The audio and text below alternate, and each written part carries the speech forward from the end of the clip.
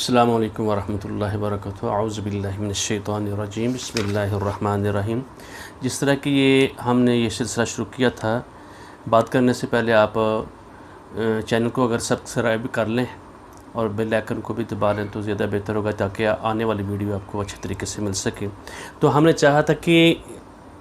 سورۃ الکہف ہر مسلمان، ہر مومن بندہ جو ہے وہ ہر جمعے کو وہ پڑھنے کی کوشش کرتا ہے، اور وہ سمجھتا ہے کہ میرے اللہ نے مجھے کیا احکامات دی ہیں، مجھے اللہ تعالیٰ مجھ سے کیا ارادہ رکھتا ہے، کیا مجھ سے چاہتا ہے، کیا مجھے پسند کرتا ہے۔ جب انسان وہ پڑھتا ہے تو لیکن اس میں پڑھنے کے لیے اس کا مقصد یہ ہے کہ بندہ اس بات کو سمجھے جو اس صورت میں، جو جہاں اس میں کہی گئی ہے، اللہ رب العزت نے ہمیں کہا کیا ہے۔ یعنی آدمی جس وقت قرآن پاک پڑھتا ہے اور اللہ تعالیٰ سے ہم کلام ہوتا ہے، جس طرح ہم آپس میں ہم کلامی کرتے ہیں، بات چیت کرتے ہیں، اسی طرح اللہ تعالیٰ کے الفاظ کے ذریعے بندہ اللہ تعالیٰ سے ہم کلام کرتا ہے، اور اللہ تعالیٰ اس سے بات کر رہا ہوتا ہے۔ جیسے ہم نماز پڑھنے جاتے ہیں، نماز کے ذریعے بھی ہم اللہ تعالیٰ سے ہم کلام ہوتے ہیں، اس سے بات چیت کرتے ہیں، اور یہ سب سے بڑی شخصیت ہوتی ہے۔ اور جو ہمارا اللہ ہے، جو رب ہے، جو معبود ہے، تو اس نے ہمیں شروع میں بتا دیا۔ اس کو سمجھنے کے لیے ہم نے دیکھنا ہے کہ اس میں اللہ تعالیٰ ہمیں کہتے کیا ہے، تو یہ سٹیپ وائز ہم اس کو آسان سے آسان سمجھنے کی کوشش کریں گے۔ تو اللہ تعالیٰ سب سے پہلے ہمیں بتا رہے ہیں کہ حمد جو تعریف ہے، جو شکر گزاری کا حق ہے، وہ صرف اللہ تعالیٰ کا ہی ہے، اور اس نے جو اپنے بندے پر کتاب نازل کی ہے، اس میں کسی قسم کی ٹیڑھ نہیں ہے، وہ کسی قسم کی اس میں کجروی نہیں ہے، کوئی وہ خراب کتاب نہیں ہے۔ جو کتاب ہے وہ اللہ کی طرف سے ہے، اللہ کے دیے ہوئے الفاظ ہیں، اور جس بندے پر اداری ہے اس نے اس کے اوپر پورا مکمل عمل کر کے دکھا ہے۔ کتاب کا مطلب یہ ہوتا ہے کہ ہم اس کتاب پہ بات کر لیتے ہیں تھوڑی سی۔ جو حمد اور تعریف ساری کائنات کو جو بھی اللہ تعالیٰ نے جو دیا، جو ہم دیکھ رہے ہیں، جو باتیں کر رہے ہیں، کلام کر رہے ہیں، یہ اللہ رب العزت کی دیا ہوا ہے، اور اس نے اور ہمیں اللہ تعالیٰ رب العزت نے یہ روح بھی دی۔ یہ ہمارا جسم دو پٹریوں میں نا، ایک حیوانی جسم ہے جو مٹی سے بنا ہوا ہے، ایک اندر اللہ تعالیٰ روح پھونکی، اور وہ روح جو ہے اللہ تعالیٰ کے احکامات اور اس کی رحمت جو ہم پڑھتے ہیں، اس کی وہ تصدیق کر رہی ہوتی ہے۔ انزل علی عبد الکتاب، جو کتاب ہے، یہ سب ایمانیات ہیں جو اللہ رب العزت نے ہمیں دی ہیں، اور اس میں جو ہدایات آئی ہیں، جس طرح اللہ تعالیٰ کہتے ہیں یا ایھا الذین آمنوا کتب علیکم الصیام کما کتب علی الذین من قبلکم لعلکم تتقون، تم پر فرض کی۔ جو جب بھی کتاب آئے گا وہ فرضیت کے مطلب میں آتی ہے۔ جو کتاب ہے اس کو پڑھنا ہے، اس کے ساتھ ایک اور ہماری کتاب لکھی جائے گی، وہ دیکھیں گے اللہ تعالیٰ۔ تو اور اپنے بندے پر اتاری، جو بندہ ہے جس نے پورا وہ اس کو من و ان اس کو کر کے دکھا دیا، کون ہے؟ محمد الرسول اللہ صلی اللہ علیہ وسلم۔ اور اس میں جب آدمی پڑھے، اس کے دماغ میں، سوچ میں اور کسی انسان کی بات نہیں ہونی چاہیے، صرف اللہ کی بات ہونی چاہیے، اور میرا اللہ مجھے کیا کہہ رہا ہے، اللہ کہہ رہے ہیں، اس کتاب میں شک نہیں ہونا چاہیے۔ جب ہم پڑھیں، اس کی سٹرینتھ، اس کی روح، اس کی جو اسپرٹ ہے نا، ہمارے ذہن میں وہ چلی جائے، اور اس کے اوپر ہم عمل کریں۔ اور اللہ تعالیٰ کہہ رہے ہیں کہ اس میں کسی قسم کی ٹیڑھ نہیں ہے۔ پھر آگے ساتھ یہ کہہ دیا قیما لینذر باسا، یہ بالکل سیدھی ہے، ان لوگوں ڈرائے باسن شدیدن من لدنہ، اور ڈرائے ان لوگوں کو، یہ کتاب بالکل سیدھی ہے تاکہ خبردار کرے ایک بہت بڑی آفت سے اس کی طرف سے، یعنی قیامت برپا ہوگی،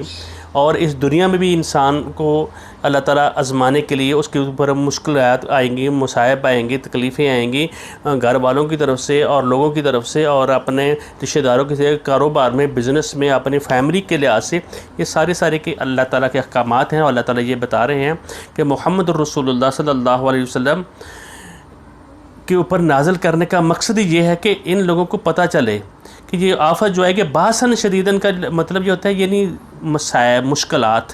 یعنی جتنی بھی آئیں گی۔ اور دوسرا آیت البر جو ہے قرآن پاک میں آتی ہے، یعنی باسن شدیدن، بڑی جنگ ہوگی، اور اس کے لیے دجل کا بھی آتا ہے۔ جس طرح کہ آج کل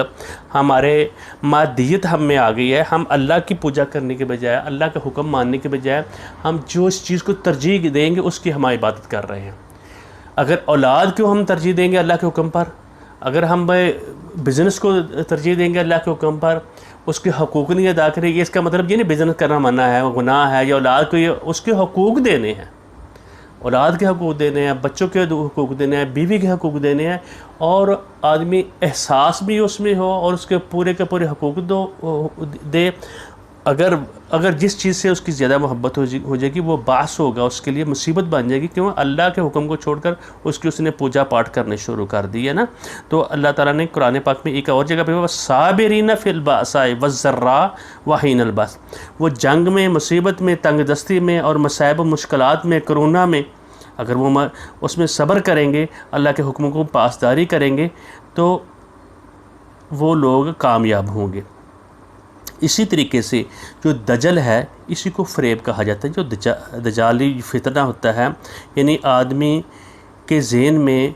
دھوکے کا اگر سامان آ جاتا ہے تو وہ فریب کرتا ہے۔ ایسا شخص جو بڑا دھوکے باز ہوتا ہے وہ دجال ہوتا ہے، اسی کو آدمی پوجا کر رہا ہوتا ہے۔ اور آدمی جھوٹ بولتا ہے، دوسروں کے ساتھ جھوٹ بولتا ہے، اپنے وعدہ خلافی کرتا ہے، یہ دجل ہے ساری کی ساری۔ اسی کو اصل میں دجالیت کہا جاتا ہے۔ اب دنیا کی زیادہ تر جھوٹ بولا جاتا ہے، بددیانتی کی جاتی ہے، تو اللہ تعالیٰ کہہ رہے ہیں کہ ایسی چیزوں سے تم نے بچنا ہے جو باسن شدید نہ ہوگی، تمہارے اوپر مصائب مشکلات آئیں گے، کیونکہ آگے اتنی آیات میں آگے آئے گا یہ دنیا کو ہم نے سجا دیا ہے۔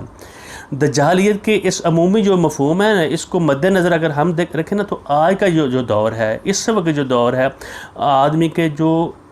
بہت بڑا فتنہ ہے، جو فساد ہے انسان کے ذہن میں اور اس کے قلوب میں، اس کے نظریات، اس کے افکار جو ہوتے ہیں، اس کے اخلاق و اقدار جتنے بھی ہیں، اس کے اوپر مکمل طور پر یعنی مادیت کا غلبہ ہے۔ یعنی مجھے پیسہ مل جائے، مجھے حلال ہو یا حرام ہو، کسی بھی طریقے سے وہ ساری حدود کو پامال کر دیتا ہے، اپنے نظریات کو پیچھے چھوڑ دیتا ہے، اپنے افکار کو پیچھے چھوڑتا ہے، اپنے اخلاقیات کی بندہ حدیں پار کر جاتا ہے۔ تو یہ دجل نہیں تو اور کیا ہے؟ اگر یہ آدمی ایمان کا مطلب سمجھ جائے گا اور کتاب کا مطلب سمجھ جائے گا، جو کتاب ہے اللہ تعالیٰ رب العزت نے اتاری علی عبدہ الکتاب، اور اس میں کسی قسم کی ٹیڑھ نہیں ہے، تو وہ آدمی کو اس کی سمجھ آ جائے گی۔ اللہ تعالیٰ نے قرآن پاک میں ایک جگہ پہ فرماتے ہیں وَمَا الْحَيَاةُ الدُّنْيَا إِلَّا مَتَاعُ الْغُرُورِ، یہ دنیا کی زندگی جو ہے نا غرور ہے، دھوکہ ہے۔ اچھا،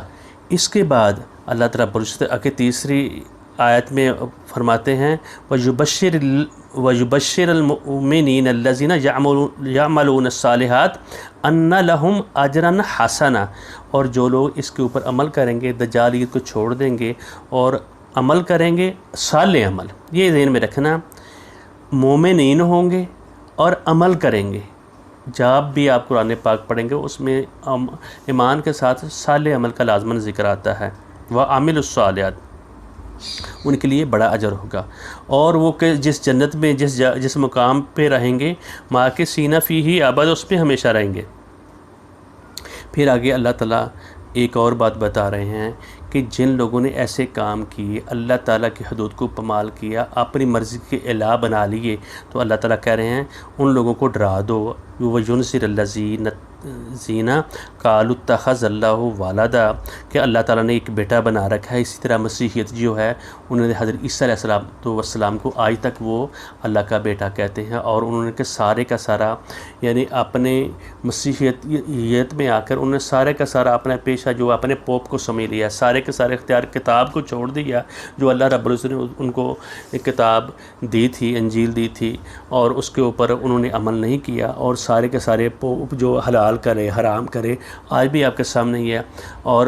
ساری کی ساری وہ شریعت جو ہے، سارے کے سارے اعمال جو ہیں جو ہمیں ملے ہیں وہی ان کو ملے تھے، لیکن عبادت کے طریقے تھوڑے سے مختلف ہیں۔ تو اللہ تعالیٰ کہہ رہے ہیں کہ ان لوگوں کو بھی ڈرا دو جو میرا شریک بناتے ہیں،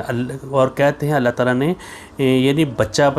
بیٹا بنایا ہے، اور اسی طریقے سے یہود نے حضرت عزیر علیہ السلام کو بیٹا بنا لیا، اور حضرت جو مشرکین مکہ سے جن لوگوں نے اس کتاب کے متعلق سوال کیا تھا، بھئی ان لوگوں کو ہمیں بتائیں، یہ فلاں قصے بتائیں، قرآن میں آپ کو پتہ بھی ہے کہ نہیں ہے، اور جس طرح کہ اصحاب کہف کا واقعہ بھی آئے گا اسی کتاب میں، اور بھی باتیں آئیں گی۔ تو مشرکین نے سوالات کیے تھے، اور ساتھ ساتھ اللہ تعالیٰ بتا رہے ہیں کہ تم نے یہ کرتوتیں کی تھیں، ایسے تو اگر تم کرو گے تو تم میرے اوپر ایمان نہیں لاؤ گے تو تمہارے لیے کیا انجام ہوگا۔ اور وہ لوگ بھی کہتے تھے ہم حضرت ابراہیم علیہ السلام کے دین پر ہیں، لیکن حضرت ابراہیم علیہ السلام کے دین پر ہونے کے باوجود، اور کہتے تھے یہ جو فرشتے ہیں اللہ تعالیٰ کی بیٹیاں ہیں، اپنے پاس سے انہوں نے بت گڑے ہوئے تھے۔ اللہ تعالیٰ ایسے لوگوں کے لیے کہہ رہے ہیں ان کا لیے کوئی حصہ نہیں ہے، ما لہم بہ من علم، ان کو اس چیز کا علم ہی نہیں ہے، وہ کیا زبان سے بڑی بات کہہ رہے ہیں، ولا لآبائہم، ان کے بڑے باپ دادا، وہ کہتے ہیں نا، آج بھی ہم کہتے ہیں جی ہمارے باپ دادا کرتے ہیں۔ میں نے ایک بندے کو بات کوئی کہی تو کہتے ہیں ہمارے والد تو ہمارے والدین تو وہ بڑے دیندار تھے، تو وہ تو سارا یہی کام کیا کرتے تھے، وہ پوجا پاٹ کیا کرتے تھے، اپنے جو بزرگوں کے عرس وغیرہ پر بھی جایا کرتے تھے۔ وہ یہ سوچنا چاہیے کہ میں ٹھیک کر رہا ہوں کہ نہیں کر رہا، خود آدمی کو سوچے۔ اللہ تعالیٰ انسان کے اندر ہر چیز رکھی ہوئی ہے۔ ما لہم بہ من علم ولا لآبائہم، ان کے باپ دادوں کو بھی نہیں پتہ تھا، نہ ان کو پتہ ہے نہ ان کے باپ دادوں کو پتہ ہے۔ کابرت کلمۃ تخرج من افواہہم، بہت بڑی وہ بات آدمی زبان سے کہہ رہا ہوتا ہے، اپنی آخرت تباہ کر رہا ہوتا ہے ایک چھوٹی سی بات سے۔ یعنی انسان جو اپنی زبان سے الفاظ بولتا ہے وہ اس کو سوچ سمجھ کر بولنا چاہیے۔ ابھی بھی ہمیں اللہ تعالیٰ بتا رہے ہیں ان یقولون الا کذبا، اور انہیں جو بھی بات کہی جھوٹ کہی تھی۔ جھوٹ بولنا یہ سب سے بد دین تھی۔ نبی کریم صلی اللہ علیہ وسلم نے جب نبوت کا اعلان کیا، پورے قبیلے کو جمع کیا اور کہا کہ میں نے کبھی جھوٹ بولا ہے تمہارے سامنے، تمہارے ساتھ کبھی میں نے بد دیانتی کی ہے؟ انہوں نے کہا تھا نہیں۔ تو پھر اللہ نے کہا مجھے اللہ نے نبی بنا کر بھیجا، مجھے مانو۔ تو اللہ تعالیٰ کہہ رہے ہیں ان کے باپ دادا بھی جھوٹے تھے اور یہ بھی جھوٹے ہیں، اور یہ اپنے زبان سے وہ کلمات کہہ رہے ہیں میں جو وہ یہ کلمات ان کو معاف نہیں کروں گا۔ اور نبی اکرم صلی اللہ علیہ وسلم ان کی یہ باتیں سن کر یہ خطاب کس کو ہو رہا ہے؟ اللہ کے رسول کو، اور اللہ کے رسول کے ذریعے ہم تک پہنچا۔ اب ہم پڑھ رہے ہیں تو ہمیں خطاب ہو رہا ہے۔ دیکھیں فَلَعَلَّكَ بَاخِعٌ نَفْسَكَ، اللہ تعالیٰ نبی اکرم صلی اللہ علیہ وسلم کو کہہ رہے ہیں کہ آپ پریشان ہو رہے ہیں، آپ شاید اس غم میں نڈھال ہو رہے ہیں، علی آثار ان لم یؤمنوا، اگر یہ ایمان نہیں لائیں گے، بہذا الحدیث آسفا، اگر یہ ایمان نہ لائیں تو اس بات پر آپ بڑے پریشان ہیں، کیونکہ وہ عیسائی تھے، وہ تثلیث کا ان کا عقیدہ تھا، اور وہ اللہ کو نہیں مانتے تھے، حضرت عیسیٰ علیہ السلام کو یعنی بیٹا مانتے تھے، اور قرآن پاک کو اور محمد رسول اللہ صلی اللہ علیہ وسلم کو کہتے تھے۔ یعنی انہوں نے چیزیں چھپائی ہوئی تھیں اپنے پاس، جو ان کے پاس قرآن پاک آیا، ان کے پاس انجیل آئی ہے، تورات آئی ہے، جو ان کے پاس کتب تھیں ان کے اوپر، اس میں محمد رسول اللہ صلی اللہ علیہ وسلم کی خبریں تھیں، اور کہا تھا کہ وہ آئیں گے آپ کو وہ کلام سنائیں گے جو ان کے منہ میں ڈالوں گا، اور جب وہ آپ سے وہ بات کہیں گے جو میں کہوں گا وہی آپ سے بات کہیں گے۔ یہ اللہ کے رسول کے صلی اللہ علیہ وسلم کے متعلق ان کی کتب میں یہ باتیں تھیں، اور ان کو انہوں نے چھپایا ہوا تھا، تو اور وہ اس نہیں مان لاتے تھے۔ کیوں؟ کہ ان کی چدراہٹ، جو ان کے پیر اور راہ بر راہ نما تھے، ان کے ارد گرد جو لوگ بولتے تھے، اگر وہ کہہ دیں یہ بندہ سچا ہے تو وہ ان کے ساری جو مریض تھے وہ سارے پلٹ کر وہ دوسری طرف آ جائیں گے نا۔ تو وہ اپنی پیری مریدی نہیں چھوڑنا چاہتے تھے، اپنے جو ان کے جو پیروکار تھے، عیسائیوں کے جو پیروکار تھے، ان کے جو یعنی پوپ تھے، ان کے وہ اس لیے انہوں نے دین کو چھوڑ دیا، اللہ کے احکام کو چھوڑ دیا، مادیت کے پیچھے پڑ گئے۔ ہمیں جو ہمارے مرید ہمیں وہ جو مانتے ہیں ہماری وہ حیثیت نہیں رہے گی، تو انہوں نے اس چیز کو نہیں مانا، اور ساتھ مشرکین کے ساتھ بھی مل کر، اور جو مشرکین تھے، مکہ کے مشرک تھے، وہ بھی یہی ان کی برادری کی بیس کے اوپر ان کا مسئلہ تھا۔ تو اور اللہ تعالیٰ کہہ رہے ہیں کہ اِنَّا جَعَلْنَا مَا عَلَى الْأَرْضِ زِينَةً لَهَا لِنَبْلُوَهُمْ أَيُّهُمْ أَحْسَنُ عَمَلًا، جو ہم نے بنا دی ہیں اس پہ رونقیں، ہم نے بنا دی ہیں اس زمین کے اوپر رونقیں، زیب و زینت بنا دی ہے، چمک و دمک بنا دی ہے، اور اس میں دیکھنا میں نے یہ ہے کہ کون اچھے عمل کرتا ہے۔ یہ زیب و زینت، یہ دنیاوی جو عارض زیب و زینت ہے، اس کے پیچھے پڑتے ہیں، یا جو میں نے احکامات دی ہیں ان کے اوپر آتے ہیں۔ کیوں؟ ساتھ ہی بتا دیا لِنَبْلُوَهُمْ أَيُّهُمْ أَحْسَنُ عَمَلًا، تاکہ میں دیکھوں کہ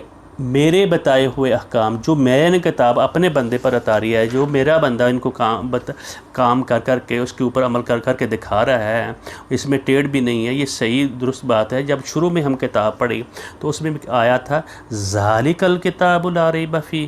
ھُدًى لِّلْمُتَّقِينَ، یہ کتاب تو ہے، اس میں کوئی شک نہیں ہونا چاہیے، آدمی کے دل اور دماغ بھی صاف ہوئے، اور اس کو دل سے بھی مانے، اپنی روح کے ساتھ بھی مانے، اور پورے وجود کے ساتھ مانے، اور اس کے اوپر عمل کرے۔ تو تب جا کر وہ بات بنے گی۔ اور اللہ تعالیٰ کہہ رہے ہیں جب یہ اگر نہیں مانیں گے، یہ معاملات نہیں کریں گے، انا جعلنا ما علی الارض انا لجاعلون ما علیہ صعیدا جرزا، جو زمین ہے ہم اس کو بنا دیں گے، کیا بنا دیں گے؟ ایک چٹیل میدان بنا دیں گے۔ جب قیامت برپا ہوگی، یہ سب آپ کو جو رنگینیاں ساری نظر آ رہی ہیں، جو رونقیں نظر آ رہی ہیں، یہ بلڈنگیں نظر آ رہی ہیں، میرے دیے ہوئے دماغ سے تم نے یہ بنائی ہے، اور میں نے اس کو سجا دیا ہے تمہارے لیے۔ یہ سب ملیہ میٹ ہو جائیں گی، اور جو تم عمل کرو گے تمہیں میرے پاس آنا ہوگا۔ پھر اس کے بعد اللہ رب العزت اصحاب کہف، جن لوگوں نے مانا تھا، ان کو اللہ کے سامنے جب کھڑا ہونا ہے تو وہ اس کے متعلق اللہ تعالیٰ ان سے کیا کہہ رہے ہیں اور کیا ان سے تقاضا کر رہے ہیں، یہ ہم ابھی پڑھیں گے، اور ہم سمجھنے کی کوشش کریں گے صورت میں اللہ تعالیٰ ہمیں کہنا کیا چاہ رہے ہیں۔ اللہ تعالیٰ ہمیں خطاب کر رہے ہیں اور کہتے ہیں کہ اس پہ اوپر اس کو پڑھو اور سمجھو، اس کے اوپر عمل کرو، خالی تلاوت زبانی کرنی نہیں ہے، اس کا بھی بہت زیادہ ثواب ہے۔ یہ اللہ کے الفاظ دیے ہوئے ہیں، اس کو بھی پڑھنا ہے اور سمجھ کر پڑھنا ہے اور تدبر کرنا ہے، غور و فکر کرنا ہے، ہم سے اللہ تعالیٰ کس چیز کا تقاضا کر رہے ہیں۔ بارک اللہ